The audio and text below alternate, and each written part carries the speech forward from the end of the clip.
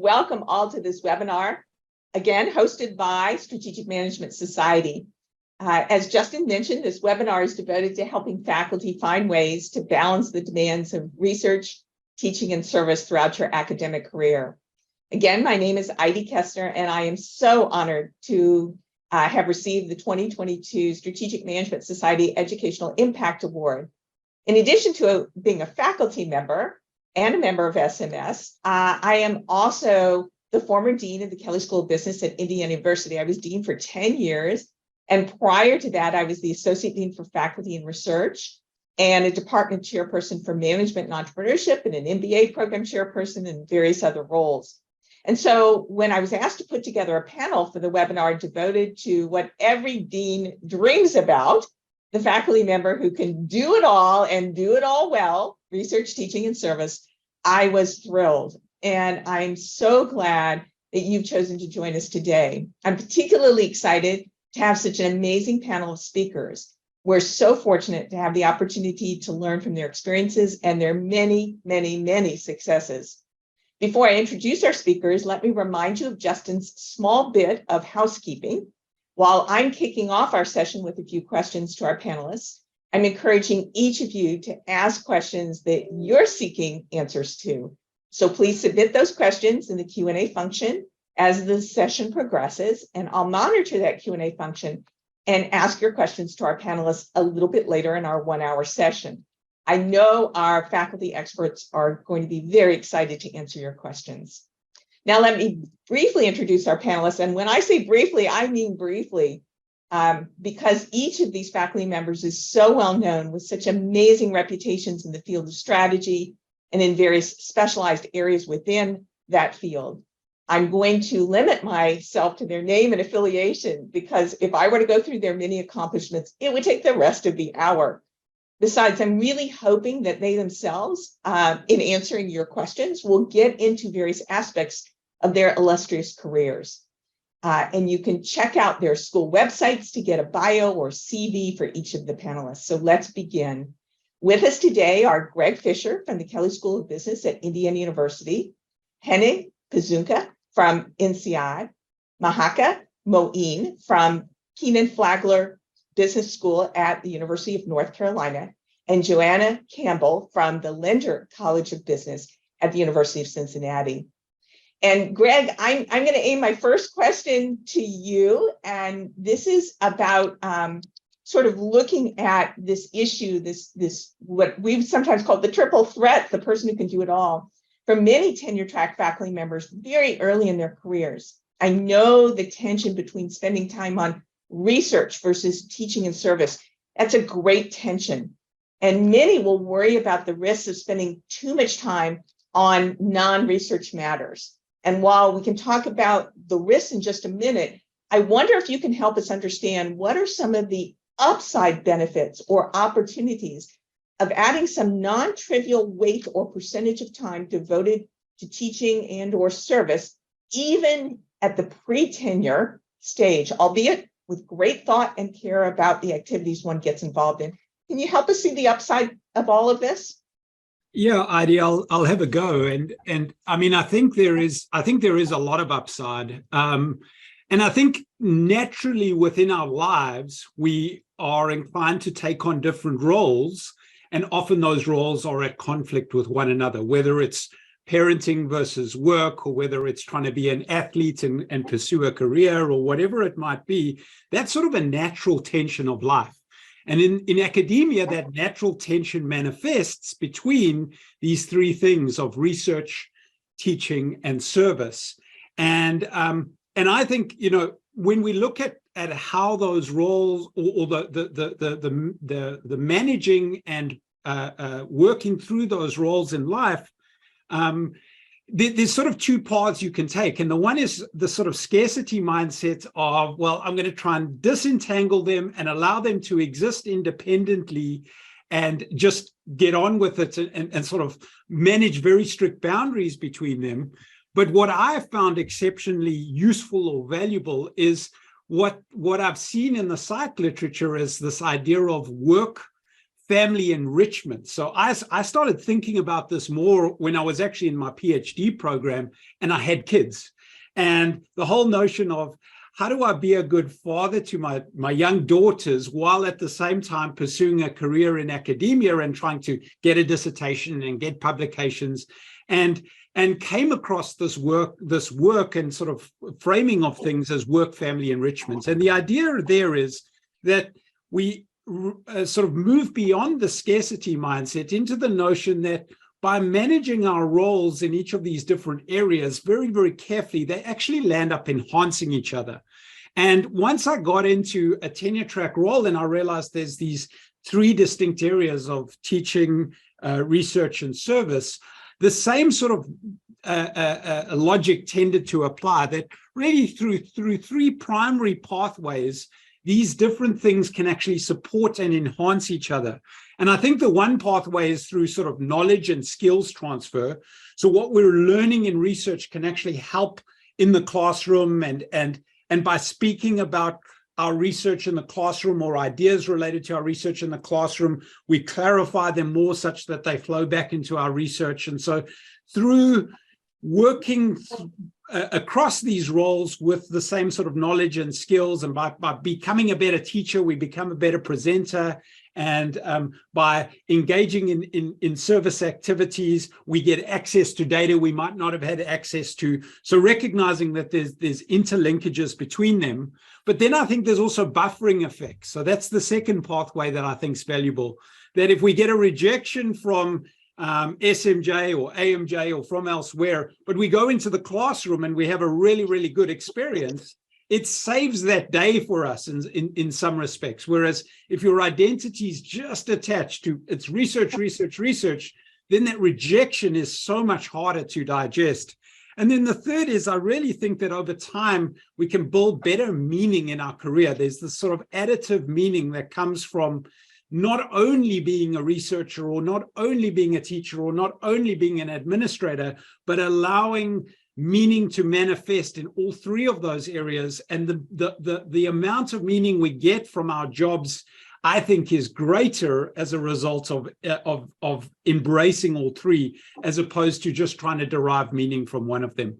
So I think the notion of there being enrichment across these roles has been really valuable to me and helped me sort of navigate it, embrace it, and utilize all three domains as place to sort of make meaning in my career. Oh, thank you for that. That's a great explanation. Mahka, I want to turn to you next and have you elaborate on this question as well, but I'm curious, do you see some of the things that Greg pointed out, which are the synergistic and the buffering aspects, and maybe even the meaning aspects that he discussed? Do you see things the same way, or has it been different for you?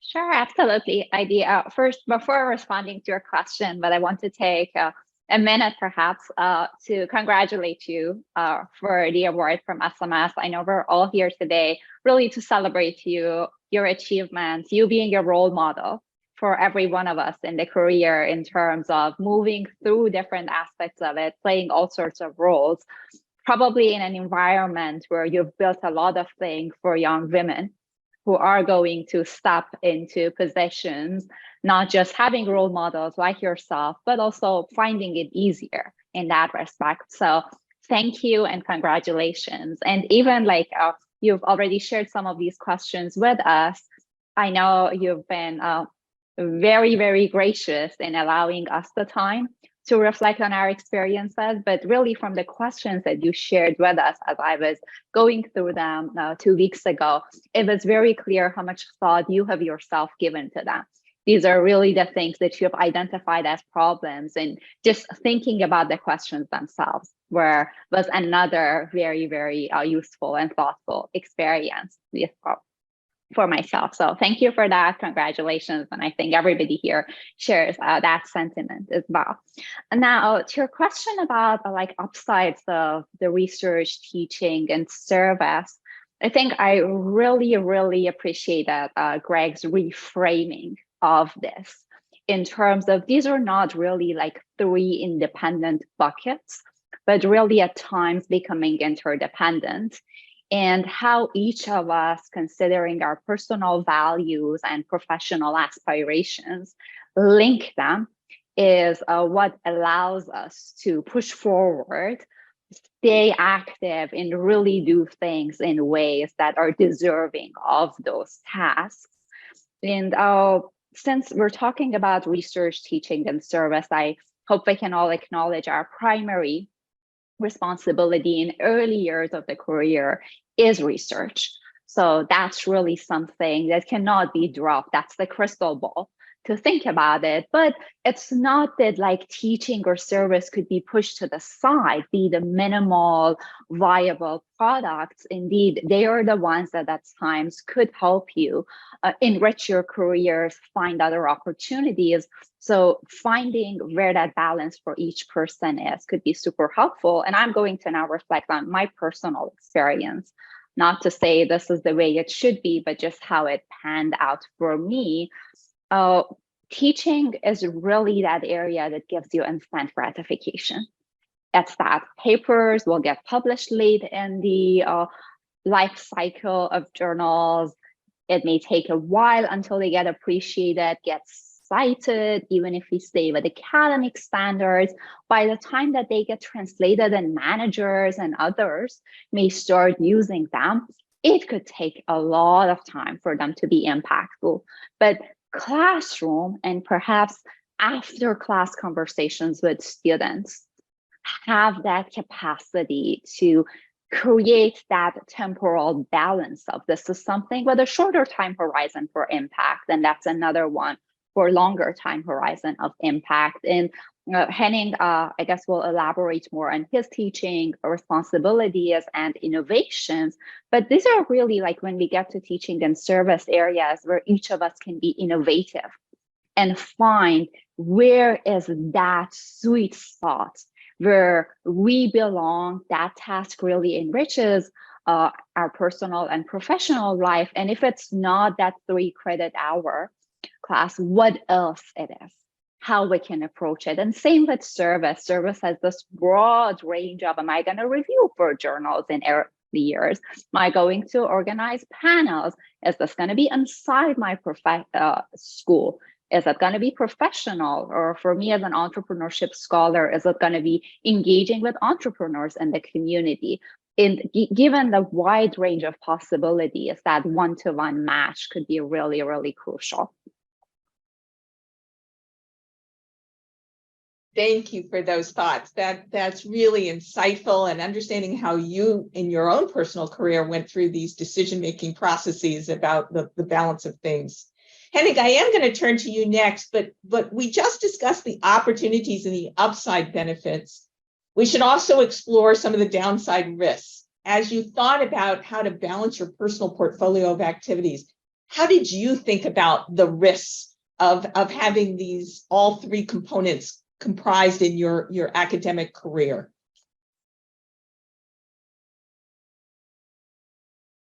So first of all, I would love to underscore everything that Greg said on the complementarities, which I fully share. I would also like to echo the congratulations to Idie, and congratulations to the prize, congratulations to everything you've done.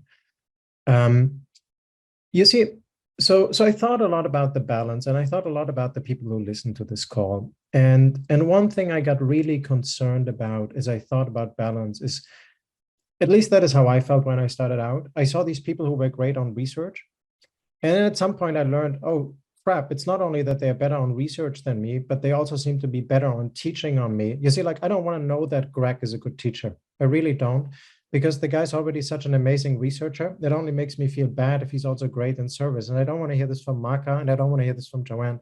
So in a certain degree, I also just want to, you see, I fully agree with the complementarities.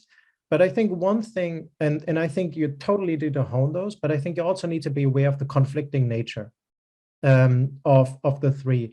And as much as we fish for complementarities, I think it's super important not to forget about the conflicting nature.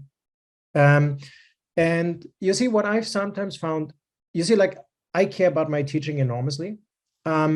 But I sometimes found it also very helpful to kind of break myself down a little bit, or kind of to say like, look, let me stop here a little bit because I have other priorities. So I once learned a thing which I found really helpful about, there's this exceptional case that sometimes people take 2 CEO positions. Like Elon Musk would be a current example, Jack Dorsey was this in the past. And I always thought this is impossible to do. And then I talked with a board member of one of these companies, and they said, it's great because you avoid all unnecessary things. You don't go to any meetings anymore. You don't really have to go to. So you fully recognize that they are in strong conflict with one another, but that very conflict you use as an excuse to get yourself out of everything you're not really supposed to do. Okay. And I feel that is something how, in a funny way, I recognize that they are in conflict, I would say. And I leverage this conflict very, very actively. So if I get teaching requests, and I got a lot of teaching requests, I would actually go to my colleague and would say, like, you know what, I have currently 3 R&Rs. I'm happy to teach in your program, but that would force me to neglect those 3 R&Rs. Do you want me to do that? And immediately the person backs off and says, like, for Christ's sake, no, you need to get tenure first, right?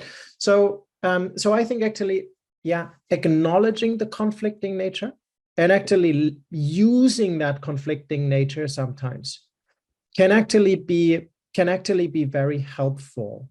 And so I think there's sometimes a risk if we emphasize the complementarities, what we really are doing to a certain degree is kind of raising aspirations to people to say, like, there are conflicts and now you're better great in all 3 of them.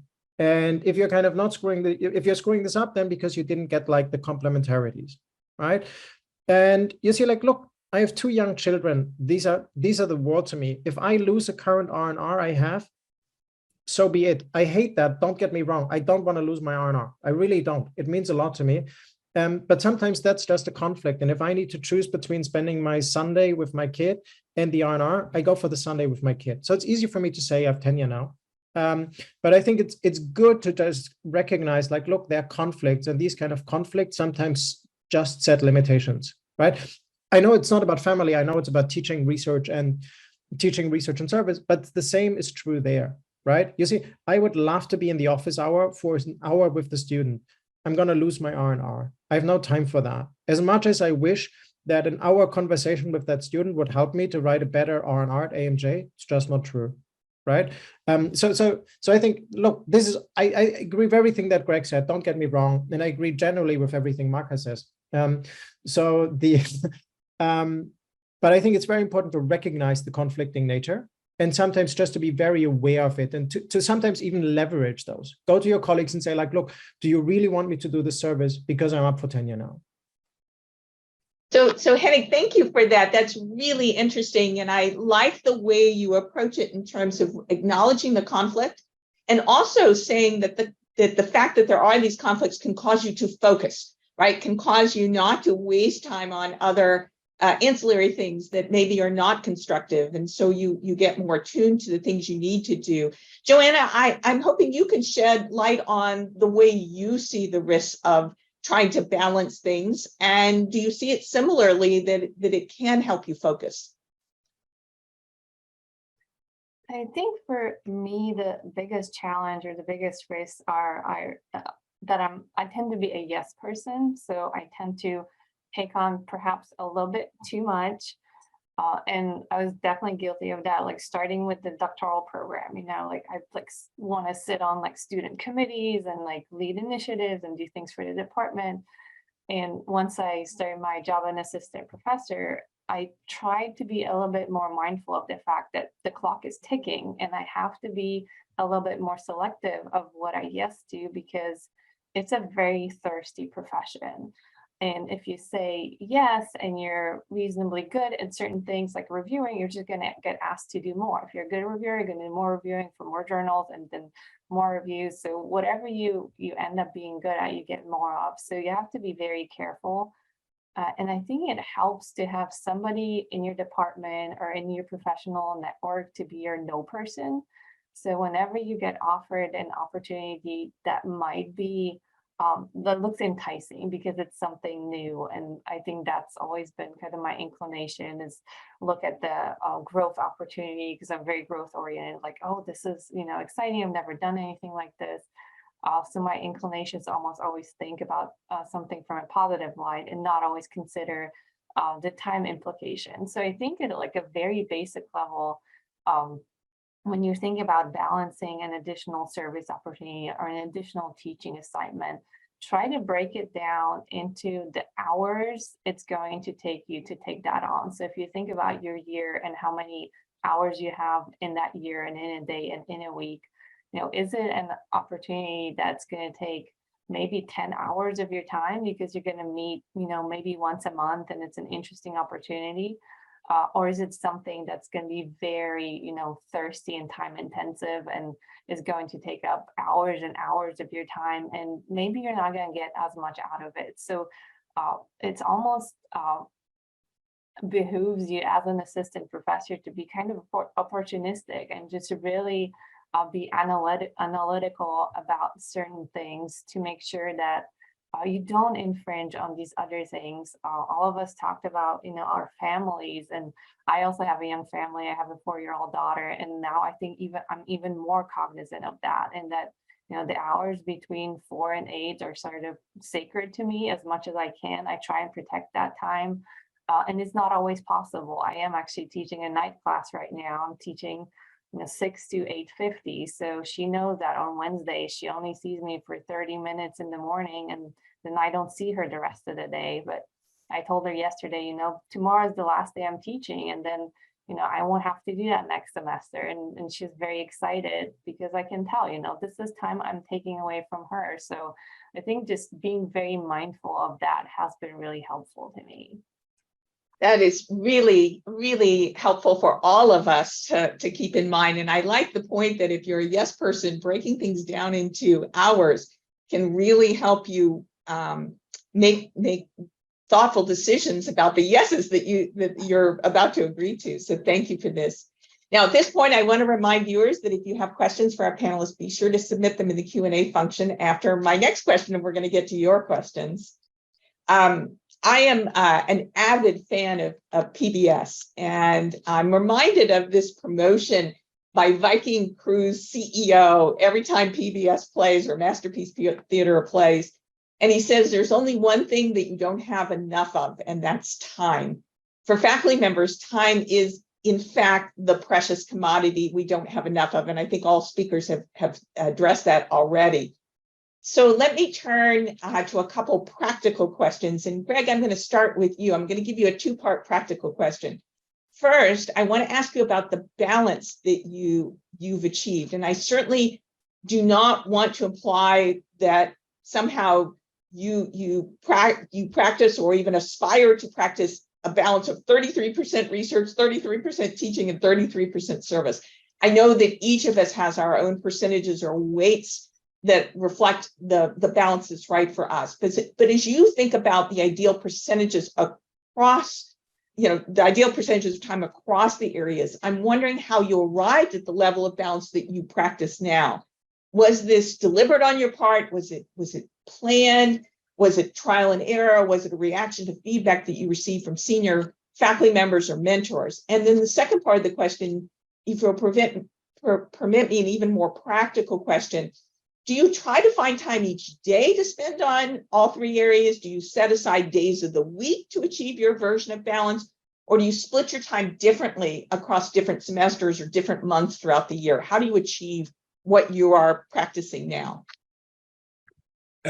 So, thanks for the question, Idie. I think firstly, from a balance standpoint, everyone is going to have a different recipe for balance. And part of our or at least for me, part of my sort of journey as an academic is to find the balanced portfolio that really works well for me. And so one of the things I pay very close attention to is where in what areas or in what domains do I get jealous of other people doing well? And in what areas or domains when other people succeed, I'm just happy for them, but there's no sort of little bit of niggling envy or jealousy or whatever. And that's, since I've begun doing that, it's really sort of clarified for me, what are the things that I care about, I'm interested in. And so, and where I maybe need to be overemphasizing more than other areas. And so that's one of the things I've become more conscious of, and then try and reconfigure how I think about balance as a result of where am I a little bit envious? Where do I get jealous? And so in some cases, when someone wins a teaching award and I think, oh, I could have won that and I feel jealous about, maybe I need to be doubling down a little bit more on teaching because that's what my gut or inclination is showing me. And the opposite effect when, we went through a stage here of appointing associate department chairs, and I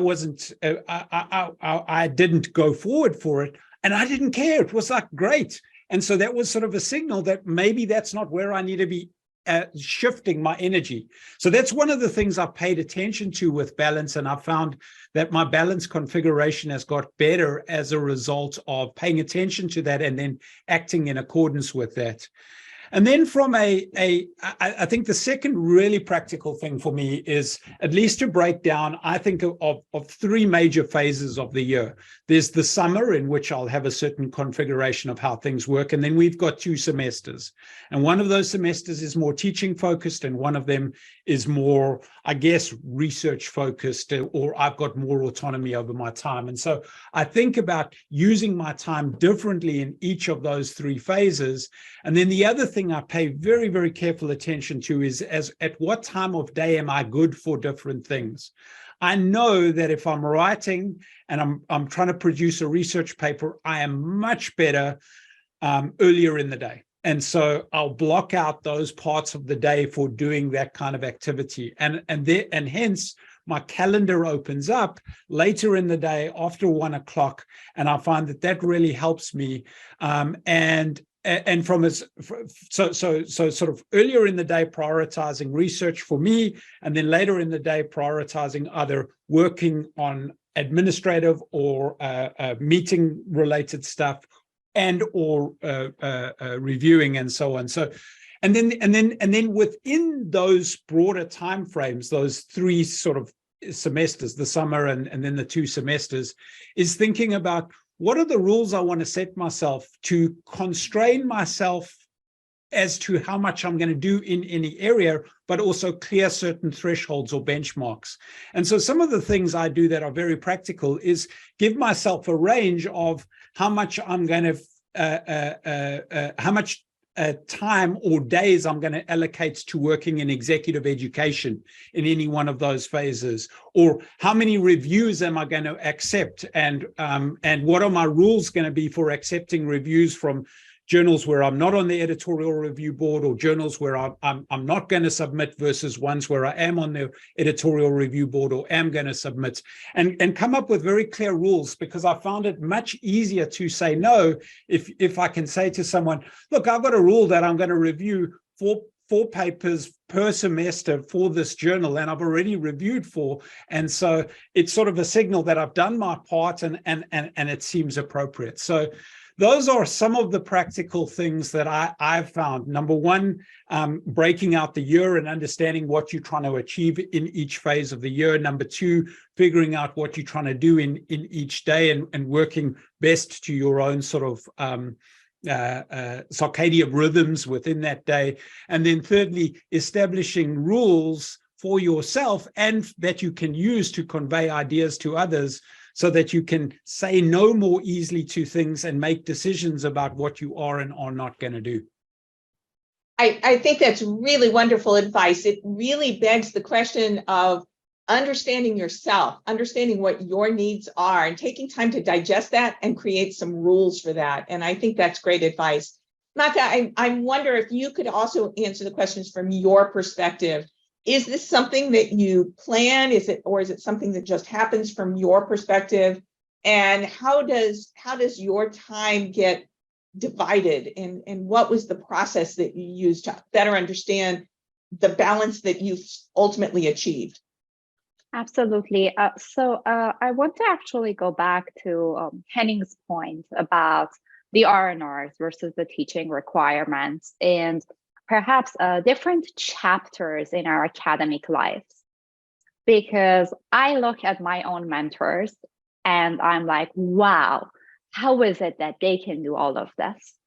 And it's now been 9 years since my PhD. So sort of like early mid-career stage. And there are things I can do right now, or I have the responsibility to do to the profession, to myself, to colleagues around me, that when I look back at the first year out of the PhD program, I was not doing any of them.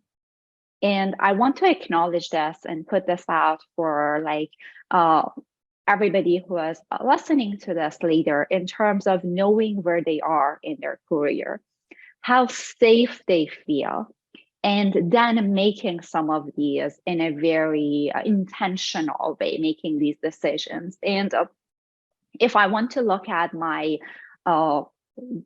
version of what I did in the first 4 years out of the PhD program, I was not doing anything except for research. Research was always the priority. The most advanced R&R that came in had to go out.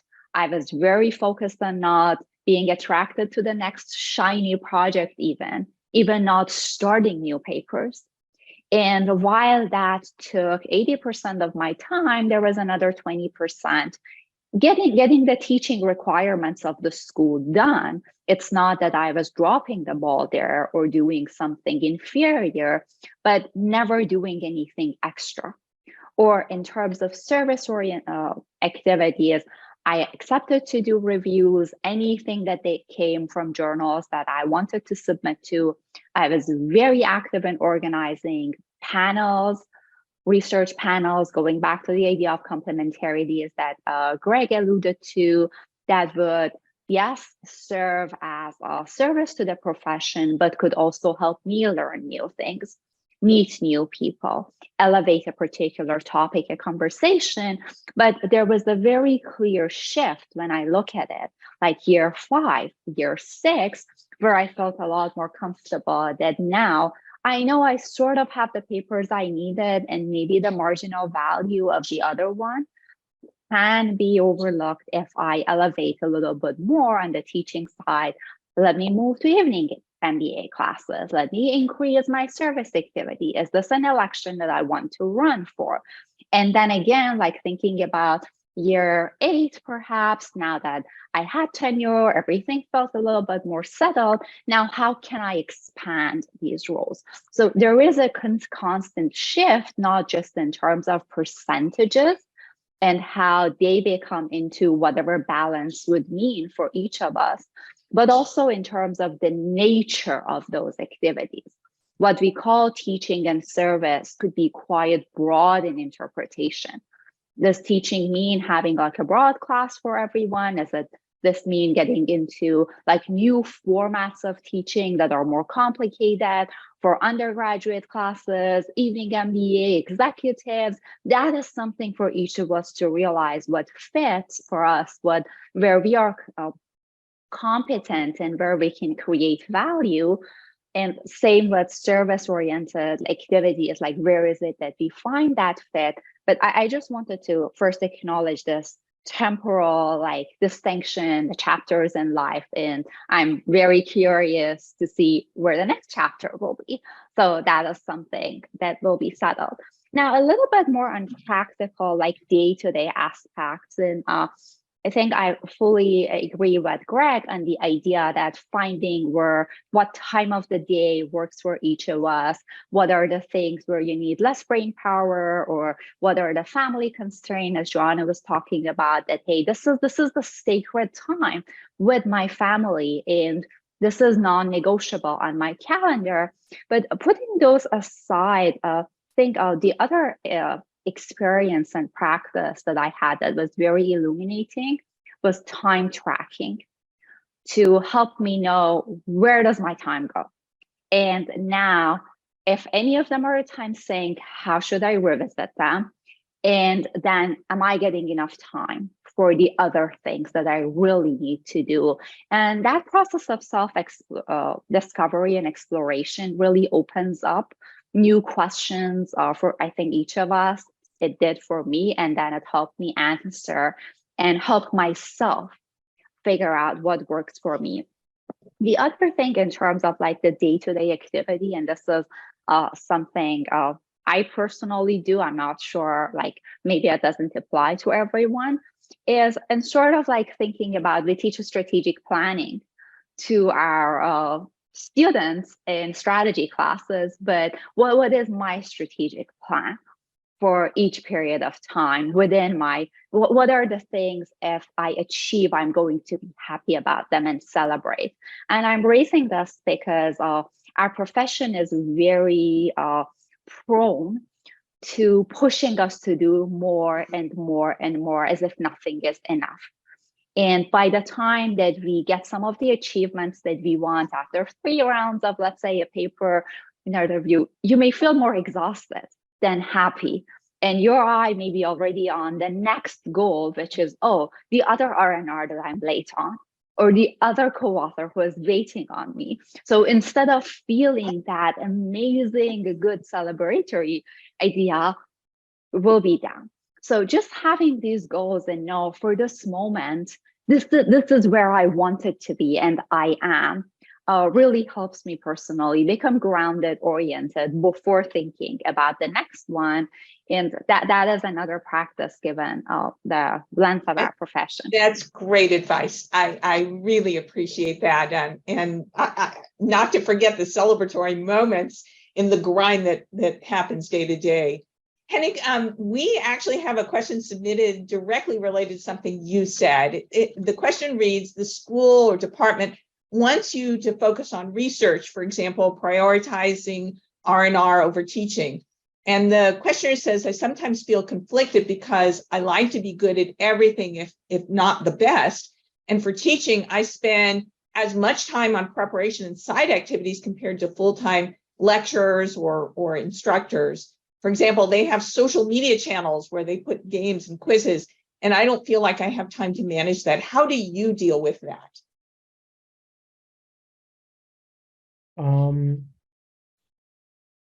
I'm going to give like an overarching answer on this and then dive deep into it. You see, I personally, and I thought a lot about before this panel, and I realized I actually don't like the balance question all that much. I don't think I'm actually particularly good in balancing. And I feel no matter what I say about like 60, 20, 20 or 33, 33, 33 is particularly helpful. And so I actually like what Craig and Mahka actually said, because they pointed actually to like some microposes. Here's the best analogy I could come up with. And this is eating pizza with my son. Because when I eat pizza with my son, we have to split the pizza, obviously. And this typically doesn't work well because we both want more pizza. But here are two things which are actually much more important than the split. The first thing is it needs to be a really big pizza, okay? And that would be the first thing. Before you actually think about the split, and I think this is sometimes something people don't talk about enough, no matter what Craig, Mahka, and Joanne say, I'm sure they work a lot. When they actually open up the New York Times and they say like, oh, average working week in the US is like 48 hours, they are just starting laughing about it, okay? And I think this is actually incredibly important to actually acknowledge. How big do you actually make the freaking pizza before you actually split it up, okay? What I have done more than anyone is I have bought time. I never took the bus. I always took the cab. I had a cleaning lady come in 3 times a week. I never brought the trash down. I never washed my own clothes. I think this is all horrible, but it's nevertheless true, okay? So before we kind of talk about splitting, I think it's very important to actually acknowledge how much do you actually split. And I had a lot of time to split because I bought a lot of time and I worked a lot. And I think it's just very important to acknowledge this. This is not like as if I start working at 9:30 when I have my kids in school and then stop working at 5 and say, do I now spend 2 hours on the R&R? This is not how it plays out. Okay, so I try to buy a lot of time. And the second thing, and Craig and Mahka's answers have alluded to this very, very nicely, is it's not just the split, but it's also what you do within each of these, right? So it's very much about the efficiency. So I don't think it's about, so I give you, and so this comes to the specific question you just raised. So how are you efficient in doing this? So I remember a faculty member during my PhD had the saying, well, I just don't do office hours. Because if I do office hours, somebody comes to my office, has one question, but then the conversation takes half an hour and I don't have a half an hour. So I'm going to stay after every class as long as people want. But if there are other 5 people waiting with a question, you just answer one question and then you go to the next person. And so I feel like you see, whatever you want to kind of look where you get the most bang for the buck here. And so don't worry that much about the split. Worry about the efficiency. Where do you actually waste an enormous of time within teaching? You see, if you think about it, how much do we actually teach? It's not that much. It's 100 hours in the classroom a year for most of us. For some, it's 80, for some, it's 90, for some, it's 100, for 100, 120. It's not that much if you assume that people work like 2,200, 2,500 hours. So we're talking about 5% of our time. How could we even talk about a split of 33, 33, 33? It's ridiculous, right? So somewhere a lot of time goes, which is not account, which is like it just disappears somehow. So I would, you see, like, I'm not a time tracker. I mean, I tried this, but you see, like, I can't learn anything from Mahka because she's too perfect. But so I can't implement time tracking. But I had a feeling of where I actually waste the time, and I saw where colleagues actually waste the time, right? And so try to be efficient in this. Yeah. So I think actually growing the pie and within each part of it to be very efficient is in a funny way much more important than the split, right? For those of you, you see, like, I teach entrepreneurship. I don't care if I have 40% of a company or 60% of the company, as long as the company goes for IPO. And so I much rather build a company which goes for IPO and forego some of the shares. Don't worry that much about the shares. Worry about whether you have a $1 billion company. So I like that. And I have the distinct impression that you eat an everything pizza. You eat it with everything on it so that you're very efficient in what you digest. Very nice. Joana, we had another question that came in, and I want to shift this your way. And this is in reference to the balance question that I asked. And this listener is interested in hearing more details about what your calendar looks like. And you already gave us a little bit of a heads up about time spent with your family, for example. But what are your normal working timings and routines? And what are the examples of tasks that you personally discard or, in Henning's comment, outsource to others? Can you give us some insights in terms of that? So what I found very helpful over the last year, I feel like we're kind of emerging from COVID and finding our new work routines, and I've been trying to be more efficient because to Henning's point, you have to be, unless you want to be, Elon Musk and working, 120 hours a week. You really have to try and be efficient to try and fit all these things in.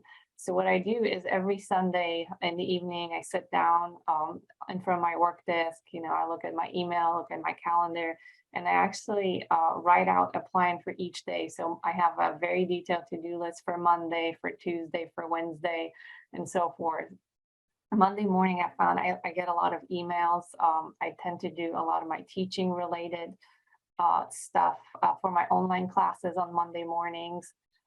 So I get that out of the way. And then I try and set aside the second half of the day for service, because I feel by then, like, I'm kind of in the working mode. So I do a lot of my AMR work. I try to get a letter written and get a decision rendered. And then at the end of the day, I look at my to-do list, and usually there's at least one thing that I didn't get to, because I try and set somewhat challenging goals for myself. So then I decide, where am I going to shift it? So I have my list, I have Tuesday, Wednesday, and then I decide which day I'm going to fit in that particular task. Tuesdays and Thursdays are my research days. I don't have any teaching, but I do have to pick up my daughter from school at 3 because my husband's teaching those days. So that's kind of the time constraint, but I try to be very efficient, get, ready as soon as I send her off to school, sit down, and those are my writing days. Wednesdays, I teach at night. So I kind of view it as my teaching day. I tend to do my detailed prep that day, but I also do my meetings that day too. And what I found really helpful is scheduling meetings back to back as much as possible, so that I don't waste time, trying to get into the swing of research writing and then another meeting pops up. It's just a lot more efficient to schedule meetings back to back. And I'm really ruthless in that lately. I even schedule 30-minute meetings when I know we only really need 30 minutes. We don't need a full hour. as much I love my colleagues and I love chit chat and catching up.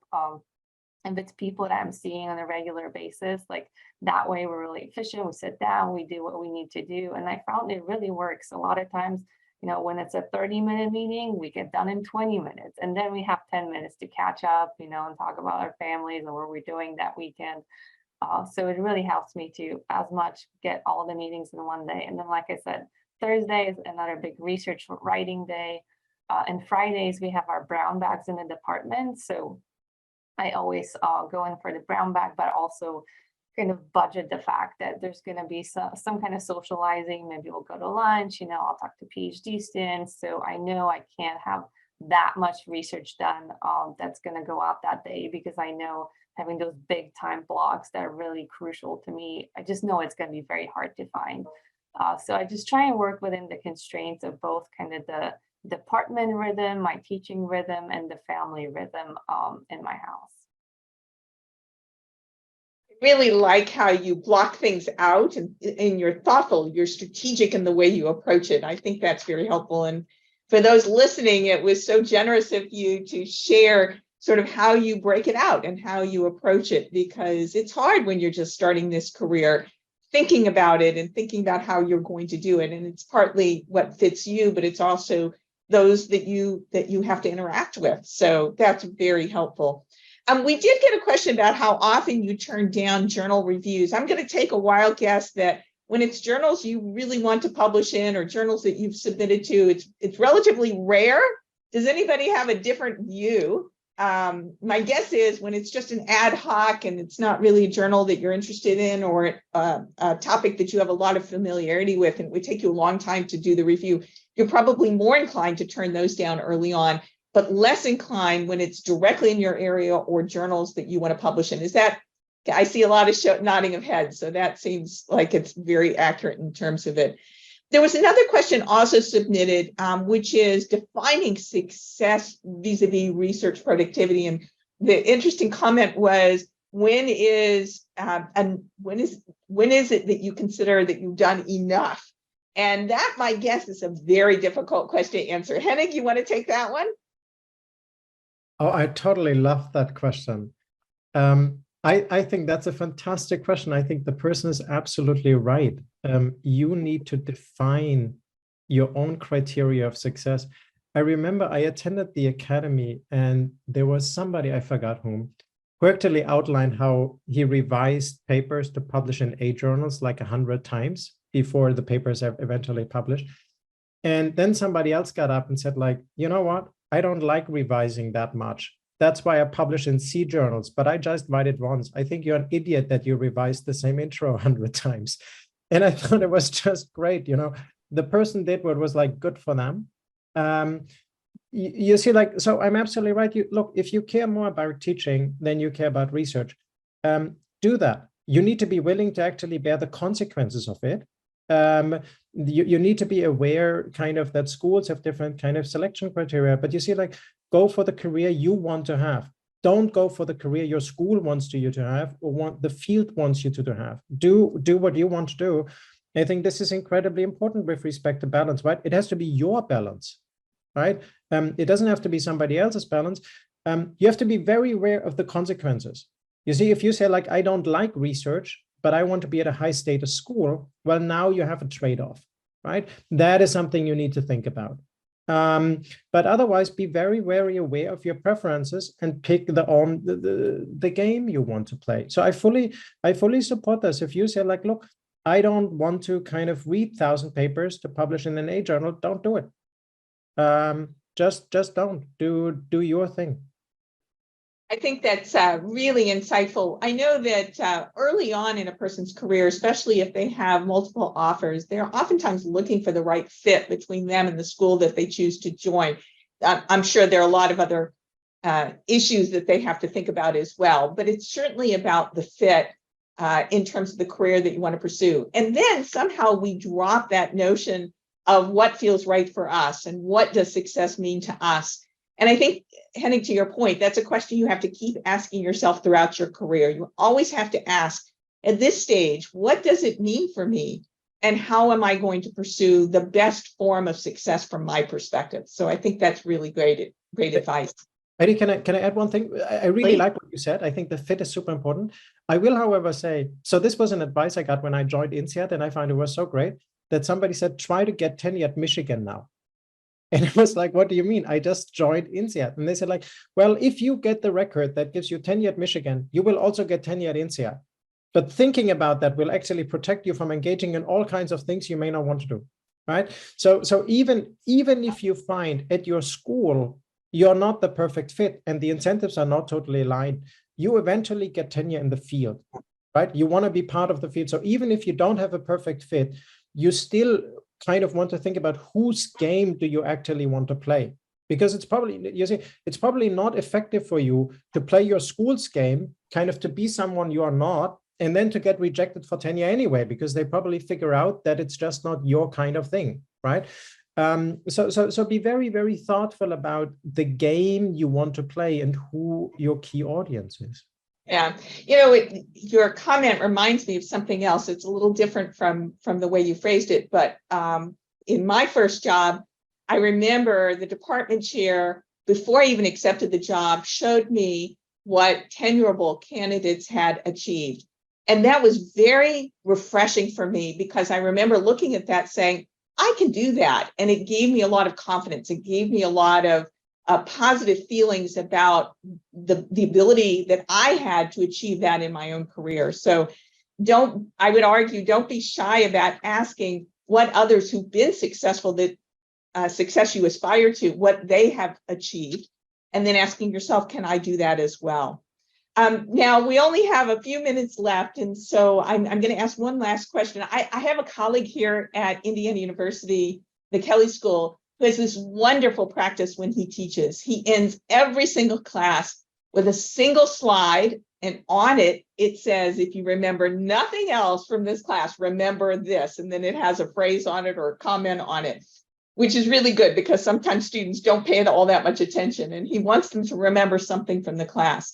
So I'm going to try this technique with each of our panelists here. Panelists, what is the one key point you'd like to leave our viewers with about this art of, and I'm still going to use the word balancing, research, teaching, and service in your career? So Greg, we're going to start with you. What's that one final thought?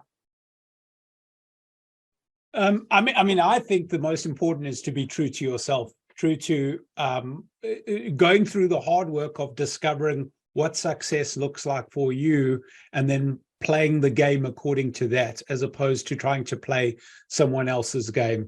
I think that's what's ultimately going to give you the most productive output across all the different areas and allow you to be the most fulfilled. Wonderful advice. Mahka, what do you think? So since Greg already emphasized the idea of this is for you, this is not for somebody else, some stakeholder, I'll emphasize that, but go to the second point, and that is the value of community. Henning talked about how you can have dry cleaners, get your food from outside, get pizza, and etc. But there is another dimension of it in our field. Your co-authors, your mentors, your friends, colleagues, those are people who lift you up in moments of difficulty, who help you maintain mental sanity when things are out of balance. They'll bring you to equilibrium. And perhaps one way to think about balance is how is it that you're balancing that social support network so that it fits you, it helps you, and it helps all of us. That's a good thing to remember. Henning, what's your one thing you want us to remember? Woody Powell has this wonderful saying, in the short term, people form networks, in the long term, networks form people. And so I'm going to very much echo what Greg said, not now, but in the answer before, and Mahka just said. Think about very carefully who you use as your reference points, who do you actually spend time with, because chances are you will become more and more like them. You will learn from them, you use them as reference points. And so, yeah, be very, very thoughtful about who you use as reference points, as colleagues, as friends, as co-authors. Yeah.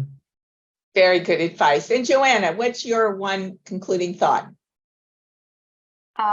I think as you think about balance and like really striving to do and be your best in this career, don't forget about your own mental health too. Your mental health is really important, and burnout is real. And at the end of the day, this is just a job. It's a wonderful job, but we're not brain surgeons. We're not first responders. We're not saving lives. So just keep your mental health in check. Very good advice. Really nice. Thank you so much for that. Well, thank you all for joining us for this webinar sponsored by the Strategic Management Society. I hope you've gotten some great advice about managing your career and these three very important elements in your career.